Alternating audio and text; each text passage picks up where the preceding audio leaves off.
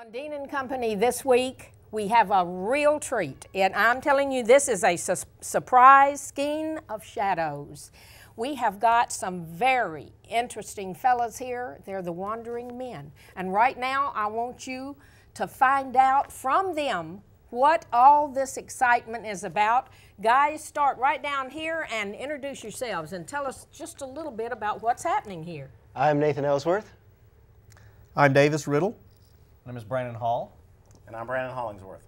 Okay, now behind us here we have some very interesting people, and Renda Carr. Renda, tell us what is going on with these folks. Well, we are the costuming troupe today, assisting the Wandering Men and other groups for Omegacon. Omegacon will be March 14th through 16th of 2008, and you can find out more at omegacon.us. Live long and prosper. Great, great, Renda. That was wonderful. Now, guys, out here we've got two Brandons, and we've got, guys? Davis. Nathan.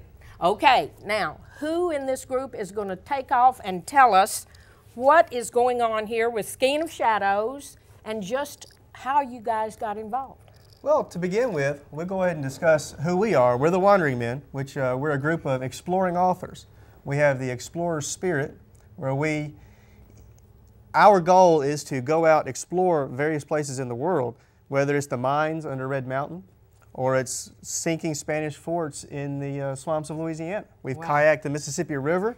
We've hiked on the Appalachian Trail. Wow. And all of this we have done, A, because we're explorers. That's our spirit. But also, we're authors. We want to be able to apply that work that we've done, those experiences, to our writing, so that our characters are going through the same things we've experienced. So now, none of us have managed to get stabbed or shot by an arrow, but beyond that, we use our experiences to describe our stories. Have you found yourselves in some unusual situations, guys? We have been in dark tunnels, having a horde of crabs at our feet, barely shoulder width, crawling through mud, and roaches all behind our head in the Spanish fort. Oh, wow. Okay, any spelunking involved, guys?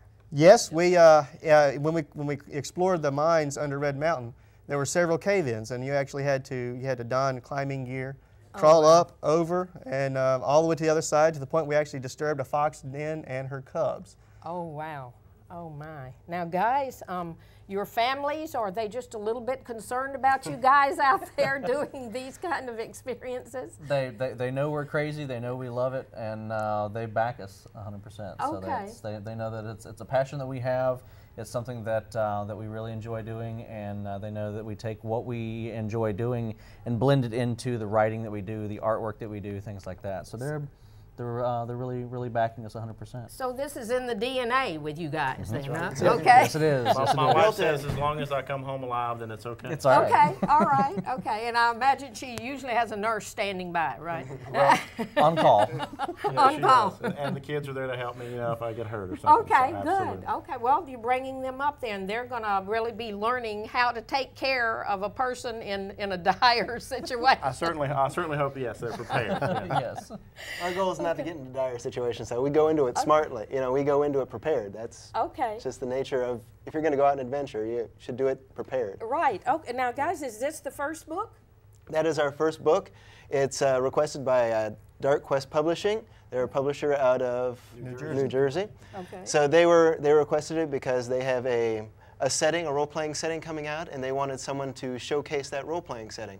Oh, wow. So Brandon was contacted, and we requested to write a few short stories. Well, it evolved beyond our short stories because we had a novel idea of creating short stories that were bound together by a back plot, one major plot that's woven throughout all the short stories. Okay. I'm looking at 244 pages, That's right. guys, here. Exactly. This is some big adventure in this book. Exactly. You got 5 separate characters and 5 separate stories. So you see the background plot through the 5 separate characters' eyes. You've got your standard fantasy characters plus stuff outside the norm. You have an elvish assassin. You have a dwarven gladiator. He fights fiends.